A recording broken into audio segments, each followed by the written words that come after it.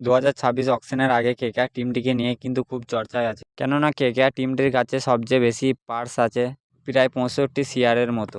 KKR কিন্তু এই mini অকশনে প্রচুর পার্স নিয়ে নামবে এবং ভালো ভালো প্লেয়ারকে নেবে। তো কেকেআরের কাছে 6টি স্লট ফাঁকা আছে, এই 6টি স্লটকে ভালো প্লেয়ার দিয়ে পূরণ করতে হবে। তো 2026 মিনি অকশনে কেকেআর কোন কোন প্লেয়ারকে টার্গেট করতে পারে এবং দলে আনতে পারে সব আমি বিষয়ে গুছিয়ে বলে দিচ্ছি। তার আগে কেকেআর সত্যি ফ্যান হলে কেকেআর ফ্যান একটা সাবস্ক্রাইব করে যাবেন চ্যানেলটিকে, কারণ এই চ্যানেলটি ছোটো মোটো আপডেট নেওয়া আসা হয়।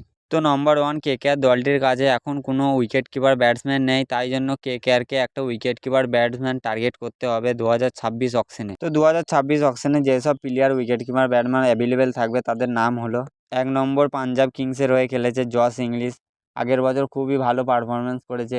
2 নম্বর টিম শিপার্ড এবং জনি বেস্টোকের মধ্যে কোনো একটা প্লেয়ারকে টার্গেট করলেই হবে, মানে খুব ভালো একটা প্লেয়ারকে টার্গেট যেন করে, যেন পাওয়ার প্লেতে একটা ভালো খেলে এবং ম্যাচকে এগিয়ে নিয়ে যেতে পারে। এবং কেকেআরকে একটা মাস্ট বলার যেন ডেট ওভারে ভালো শুরু করতে পারে এবং 2টি উইকেট তুলে নিতে পারে।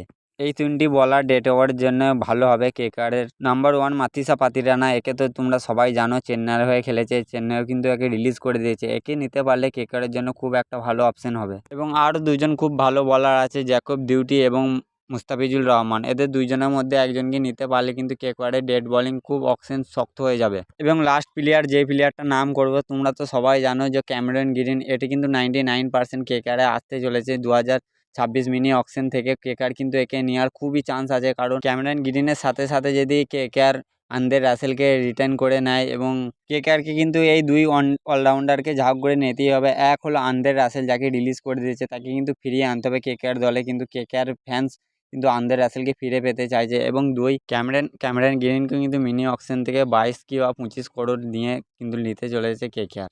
নাম্বার 3, আর একটা বিষয় নিয়ে কথা বলবো, যেটি কেকেআরের ফ্যান কেউ জানে না বা কেকেআরের সম্বন্ধে এটা কেউ আলোচনা করছে না। তোমরা সবাই জানো যে কেকেআরের কাছে দুটো খুব ভালো স্পিনার আছে, বরুণ চক্রবর্তী এবং সুনীল নারায়ণ।